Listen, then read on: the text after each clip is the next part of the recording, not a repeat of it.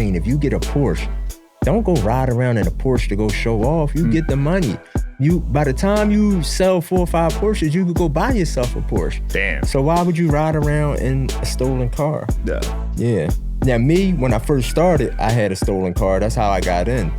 Because I had a stolen car and somebody wanted to buy it. And that's how I got into the game.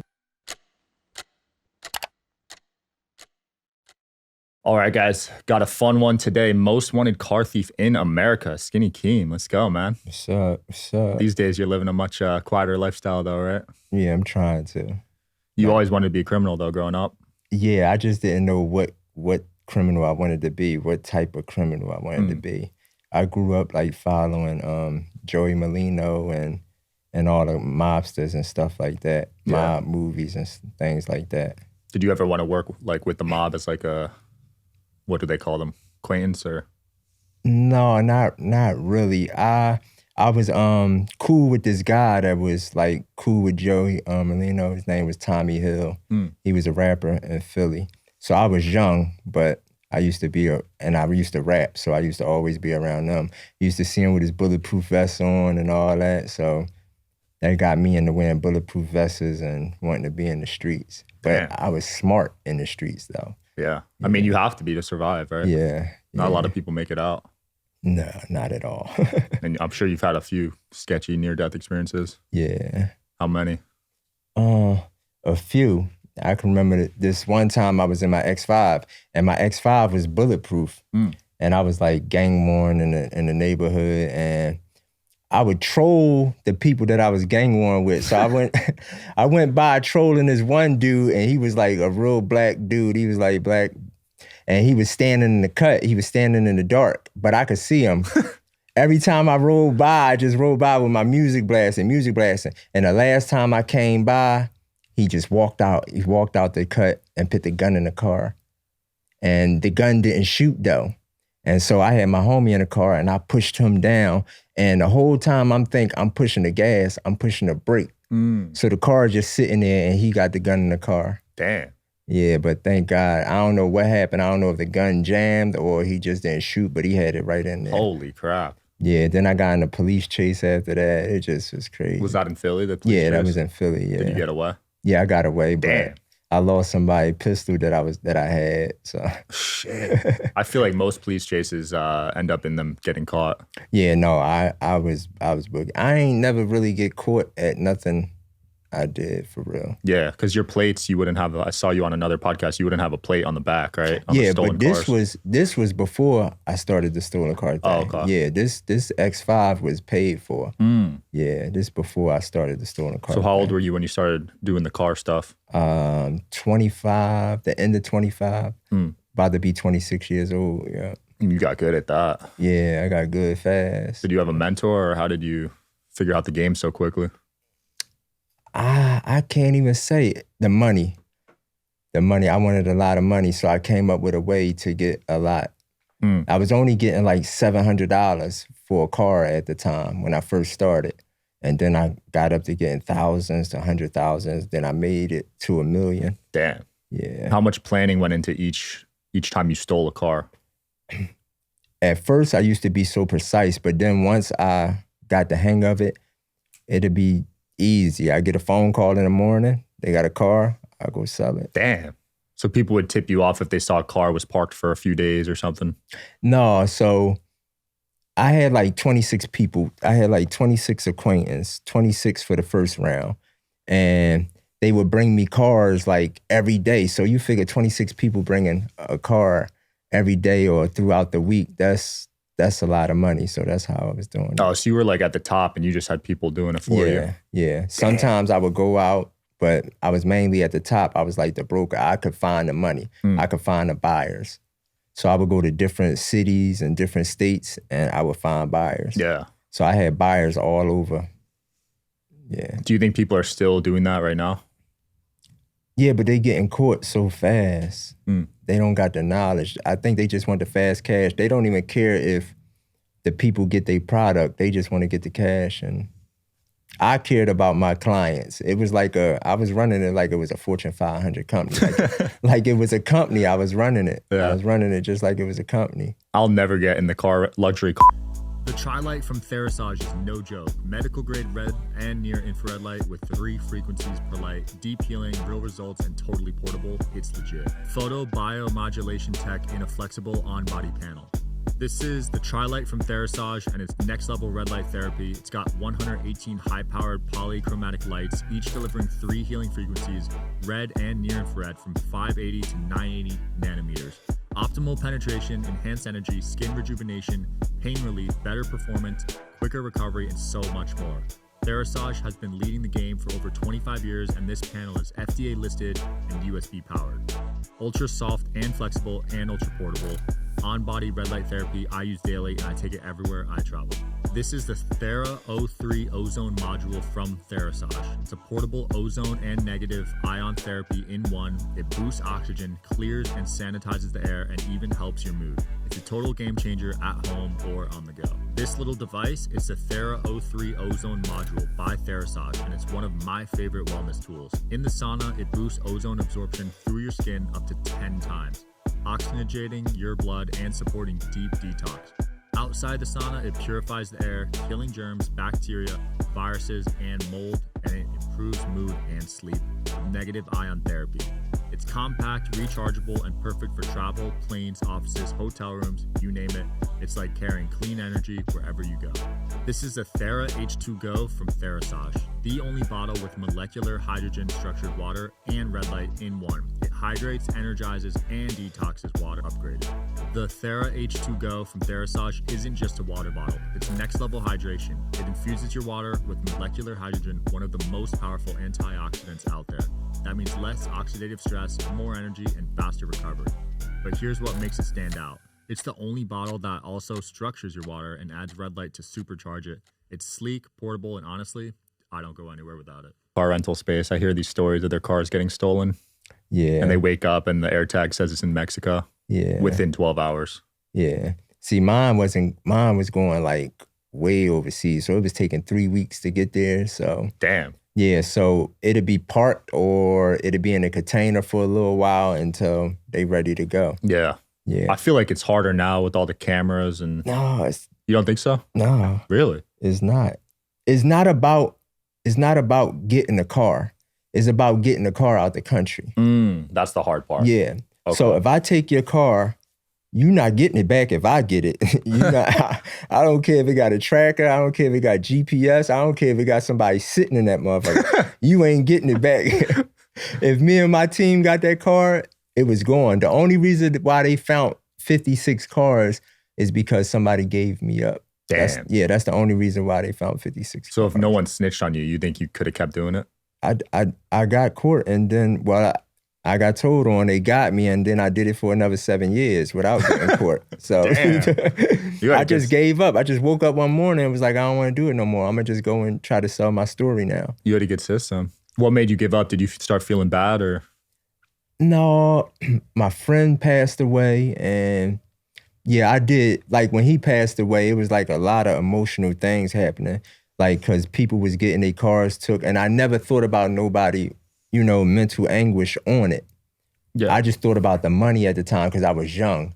And as I got older, I understand. I'm going to just take these from the car lot. Insurance thing. Yeah. Yeah. So when you got caught, what happened? How many years did you get? I ain't getting no year. I got 2 years probation, but then they tagged on another 2 years because they wanted to watch me.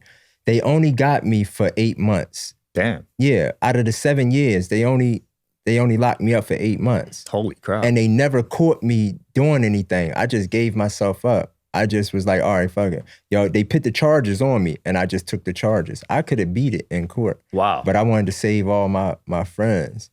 So you were moving super smart then. Like They had no evidence on you, nothing? They ain't had nothing on me. Were you texting people, calling people? They people? ain't had nothing on me. They ain't had no phones. They ain't had nothing. All they had was word of mouth. Wow. They never seen a transaction of mine.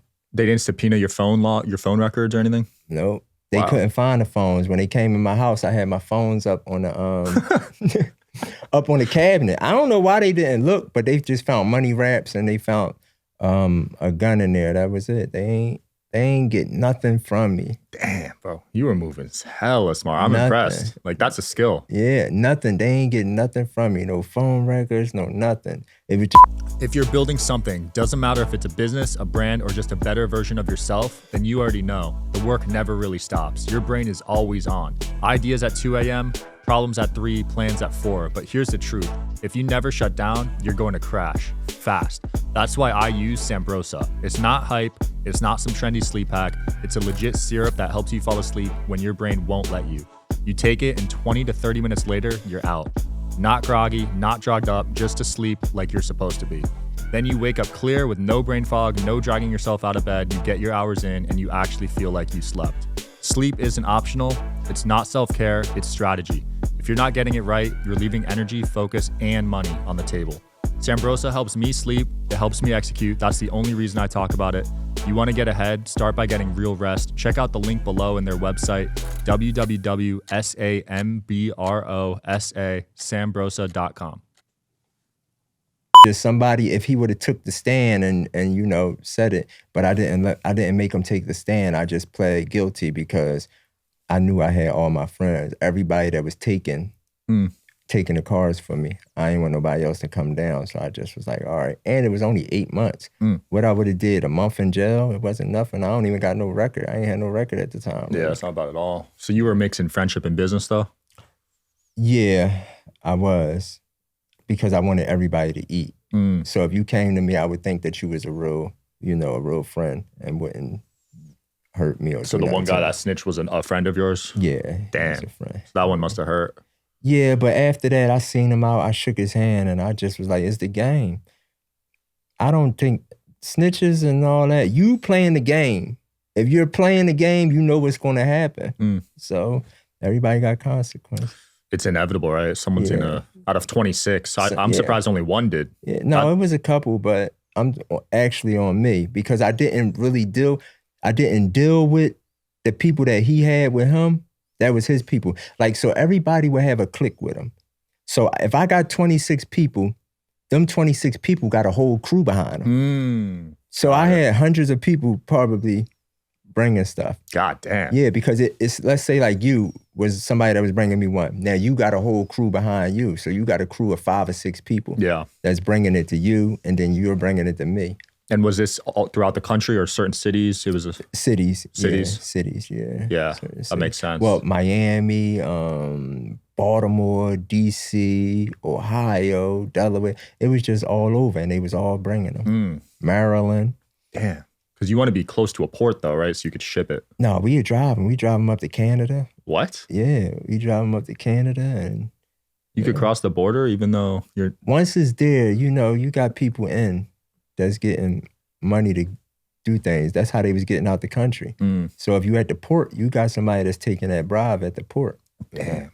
So even if it's going through Canada, you got somebody to take a bribe anyway. It's just like you going to the club and you pay the bouncer $20 to get you in. It's a bribe. I'm going to get you in. Money talks. Yeah, so if you going to Canada, let's say you give somebody $5,000 to let you across, they going to take that $5,000.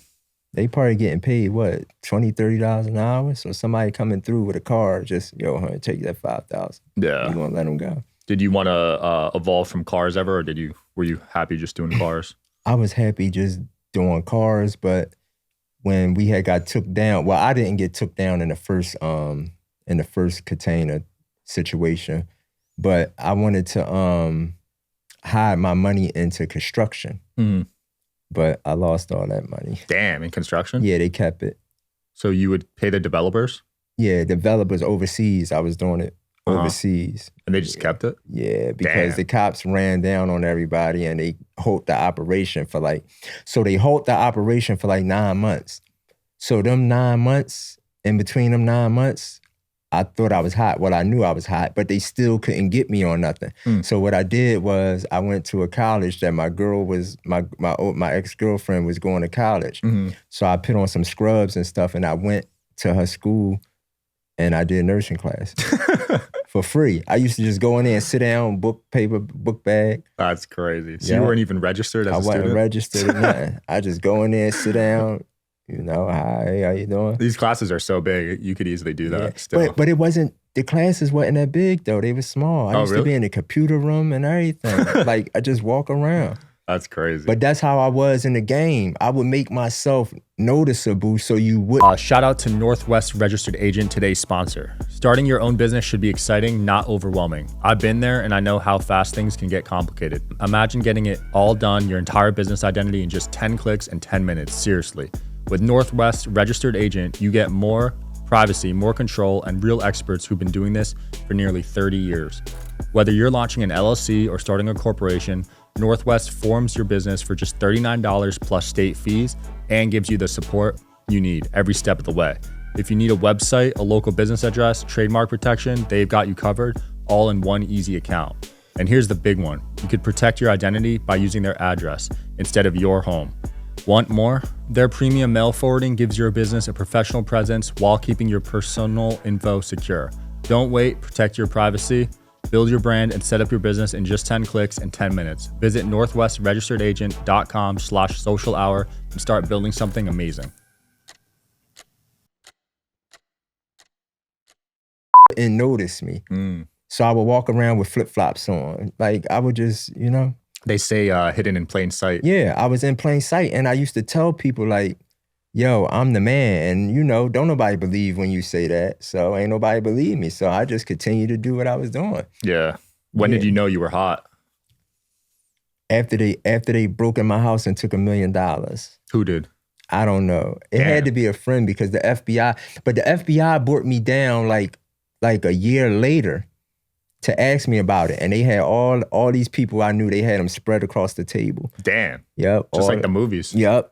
They had them spread across the table. And they wanted me, the FBI wanted me to like work for them. Like, but on drugs. I'm like, wait, I don't sell no drugs. I don't do no drugs. And then they like, well, we know you be in the club. We know you be with this person. And they like, all right, well, we gonna give you a minute to think. And they walk out the room and they come back and they just let me go because they knew I wasn't gonna do it. Damn. Yeah, I was dealing with cars. I wasn't. So you never found out who took that? That's crazy. No, it was one of them people in that picture though. They knew. That's why they showed me the picture. They knew who it was. Shit, that's a lot of cash. Yeah, God they knew damn. who it was. But I ain't care though. I told them in the interview when they was interviewing me, I was like, I don't care. I'm gonna make it back. I don't care about it. As long as I got away with my life. It had to be somebody I know because they didn't do nothing to me. And I was sitting in my parking lot before I left. So I know they was watching me. That's true. Because if they knew you, they're not gonna hurt you if they're close with you. And it had to be somebody that's like, I'm getting the money. It was a backdoor thing. Damn. Because I'm still getting the money. And if I die or something, you ain't gonna be able to get no money no more because the plug is just gonna go. Did you have crazy trust issues after that happened to you? I always did. I used to have a bulletproof hat. I used to hat? I didn't know they made hats. Yeah, I had a bulletproof hat. I had the vest. I had my BMW was bulletproof. I ain't used to trust nobody for real. But I kept people around me so they wouldn't do nothing. You know, when you feed the wolves, they loyal. Yeah. Yeah, you need someone around you. You can't ride completely solo, right? Yeah. Damn, that's nuts. I got to see this in a documentary one day, man. Yeah, the story gets deeper. Yeah, I'm sure there's a lot you haven't even said on podcasts yet that you're just holding back for a film. Yeah. You talking to any filmmakers, producers right now?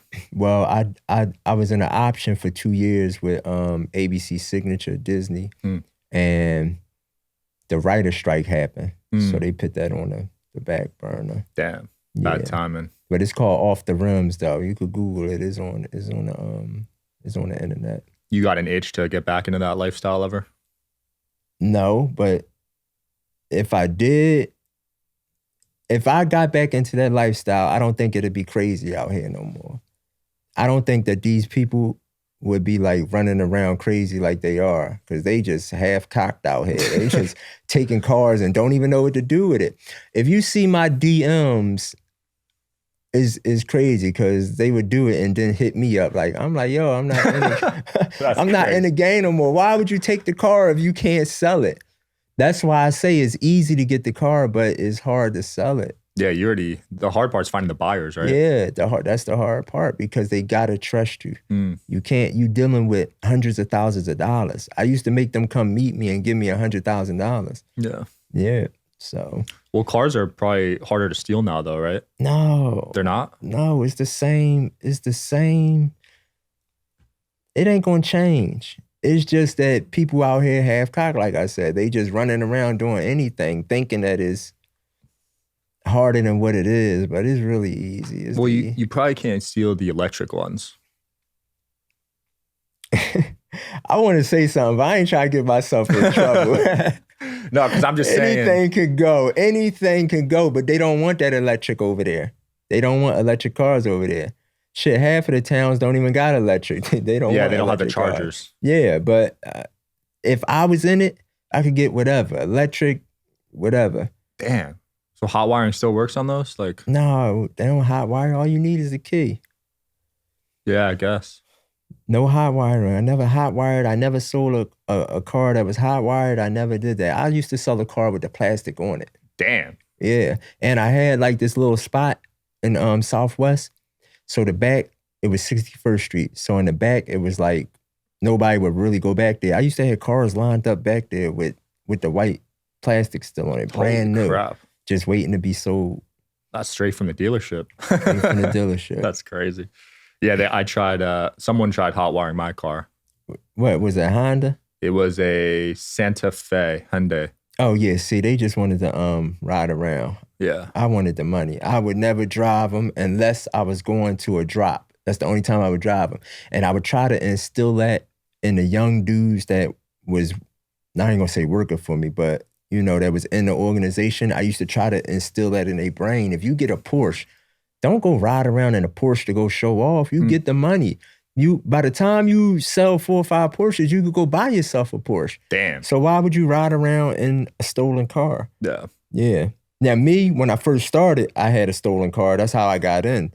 Because I had a stolen car and somebody wanted to buy it. And that's how I got into the game. But after that, I didn't drive no stolen cars. What was the most expensive car you stole? A Bentley, the Flying Spur, probably the newer one. We had Lambos, we had Ferraris, Rolls Royces, everything, anything you can name. A boat. If you wanted a boat, I could get you a boat. If you wanted a plane, I could get you a plane.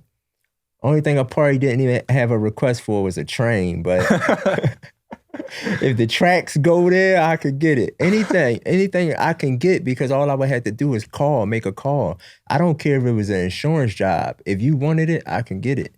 If you wanted a yacht right now, I could find somebody that wanted to do an insurance job on a yacht, and we could put that motherfucker in a container and ship it out. So how does that work? You say it crashed and then you just steal it, or? They say somebody stole it. Yeah. Once it's stolen, I mean, they're going to do their investigation, but the whole thing about it is it's not in the country no more. So it's no face, no trace. Yeah. So that's how I operated. My stuff had to get out the country. That's how I last so long. It was no evidence. Yeah, because if you sold to people in the country, it would tie back to you somehow. Yeah. So say like if the car lot's saying that they missing 30 cars, and the cops can't find them, then that means I did a good job. But if the cops hit you with, let's say they hit you with a $10 million ring, that's $10 million that got found. I want to be in the bracket where $100,000, where I get caught in a $100,000 ring, because that means everything made it over and we only lost $100,000. So people think the higher the amount that they found is good. No, that's backwards. With mine, it was 2.3 million. That's how much they found. That's how many cars they found. But I wish it was lower. I wish it was 10,000. Damn. That means that all my people got their shipment. But if it goes higher, that means my people lost their money. Because now the cops got $10.5 million back. So I'll be happy if they get 100,000. If they say, "Oh, we busted $100,000 car ring," that means all my stuff made it where it needed to go. Damn. So they found 2.3 million cars? Yeah. That is crazy. So that means international got involved. Yeah. what was it? Homeland Security. Yeah. Holy crap, that's a lot of cars. Yeah. And that was in 8 months. So imagine Jeez. 14 years. I did it for 14 years. Wow. The first 7 years, they was oblivious to anything. I mean, they probably knew my name, but I would never get out the car. I would always have tent, and sometimes I would even get 2 cars. I would go and get a car to match the one that I'm about to sell. That was in the beginning before I learned more and more and more. That's crazy. What was the closest call you had to getting caught? To get in court, I got chased on 76, and the reason I got chased was because I panicked. I was in a Jag, and I seen a state trooper, and the car started beeping. So I'm thinking that the car is beeping because the cops is there. It was the fucking seatbelt. This is when it was the seatbelt. I thought it was the radar thing on the cop, and so I started panicking. So they started chasing me, but I got away, and I got the car down in the hotel parking lot, and it still got shipped. Damn. So that was a stolen car you were in? Yeah, that was a stolen one because I had to transport it. Ooh. Yeah, so sometimes I would just have to transport it. If I ain't trust a person, I would transport it. And I would get the money, and then I would pay them. And then I didn't want people to see the plug, and so I would have to do shit myself sometimes. Yeah, you kept that just to you, right? You didn't share that with anyone? Yeah. Yeah, that's smart though, because then people would have went around you. Yeah, but they wouldn't have last because somebody tried to do it before, but he didn't last. Maybe last a month. That's it? Yeah. Damn. Yeah, because he doesn't have the systems in place. Yeah. And they be greedy. It's not about greed. It's about stacking. All you got to do is stack your money. Even if you was getting paid $1,000 a car and you bringing cars, just stack the money. Just stack the $1,000. You bringing a car a day, that's $5,000 a week. $7,000 if it's Saturday and Sunday. Yeah. Even though I'm making 5 or 10 off of everyone, but still, everybody's still eating. So if you tell me, hey, I want $2,000 for this car, I'm gonna go get $10,000. But that's what you told me you wanted. So I'm gonna give you your $2,000 and I'm gonna take your 10. And that's how I operate too. So you were good at negotiating too. Yeah. You're taking 80% and they're doing all the work. That's impressive. Yeah, at your peak you were pulling in $50K a week, right? Man, I was pulling in more than that. Because I would get them to come. I would get them to give me $1,000 when they land. So we would meet in a bar in Southwest called the Happy Inn. I would meet them there. They would give me $1,000. We get drunk, party, all that, and then the next day they would give me a list and give me $100,000. Damn. So I got the $100,000 and I got the list of cars. I call each person from a different part of the city and I tell them what I want. So whoever bring the car first, that's the car that I sell. Or sometimes I might just buy both of them. And then if it's a car that I don't want, I'm paying $1,000. I'm paying $1,000 for it, and I got $100,000. Jeez. So you figure $10,000 out of $100,000, and I get to keep the rest, or however much it was. That's crazy. So they were giving you a list of what they wanted. Yeah, I was getting the list some days, or if somebody just had something random, they'd call me like, "Hey, yo, Ace." They used to call me Ace. That was my name. Ace, I got a Audi Q7, and then they do it. They bring it. That's I nuts. got set up in a blue Audi Q7. Me and my homie. The cops had a tracker on it. So when I went to sell the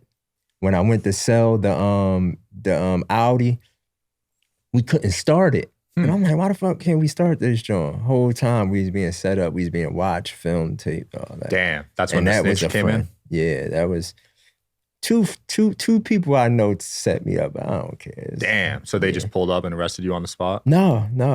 This was in the 8 months. Oh, okay. Yeah, this was in the 8 months, but the car didn't get sold. They just wanted to see what was going on. So you still can't get me for selling the car because I never sold it.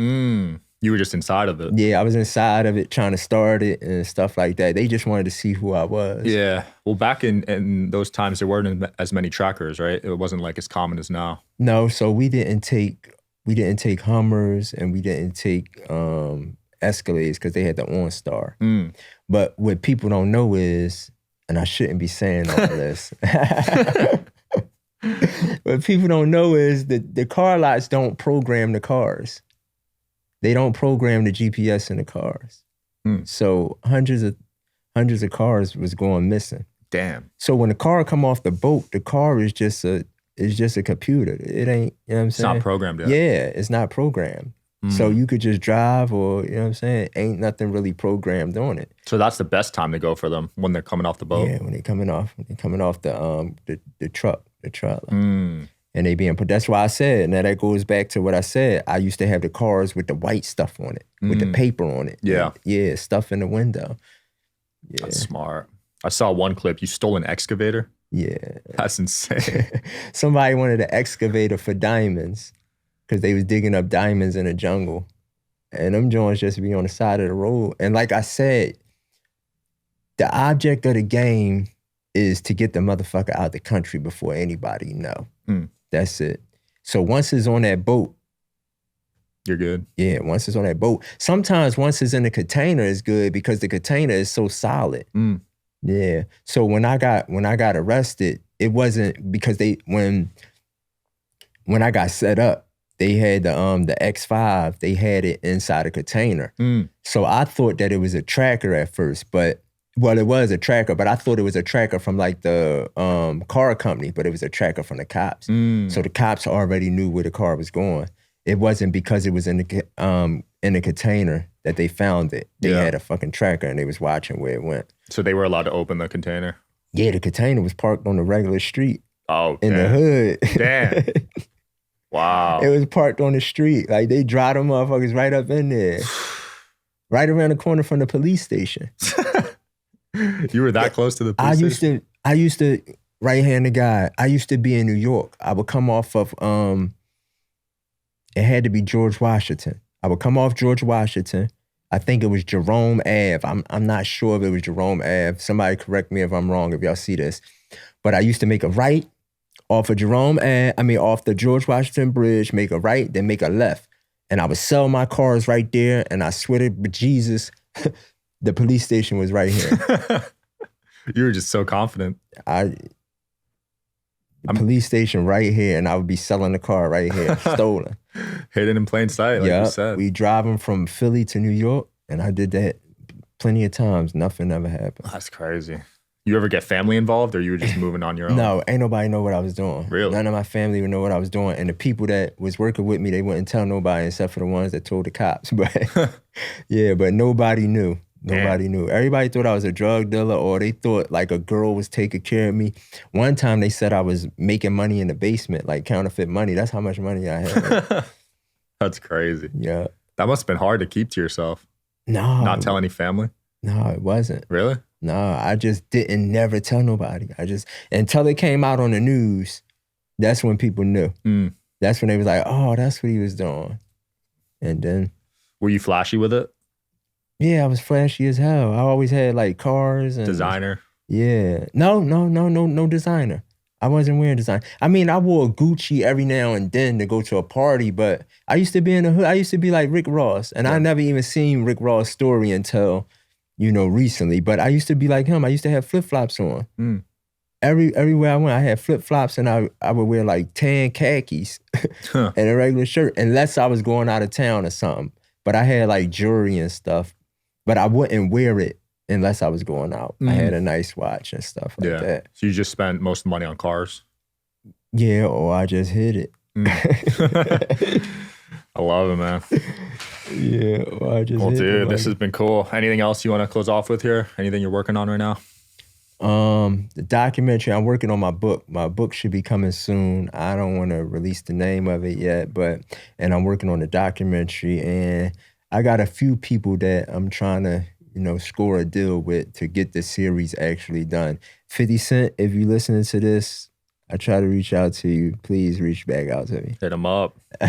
He's killing it right now too with the television shows. And I think that my show would be like a hit because it's nothing like. I mean, it's stuff like it, but people ain't really telling their stories. Not to your level. You were the number one guy. Yeah, doing this stuff. And it's so much more. I used to. I'm gonna end it with this. I'm gonna close it off with this. I used to sell the cars back to the cops. What? I used to sell the cars back to the cops. People just gotta interpret that how they gotta interpret it the way they interpret it. I used to, and I be getting so mad. One of them pissed me off one time. I'm telling you, the story gets way crazier, and people be thinking it's a lie, but it's the truth. I used to sell the cars back to the cops. That's nuts. Well, we'll end it there. You'll have to watch the documentary to see that. Thanks for coming on, man. All right, man. Check them out, guys. Peace.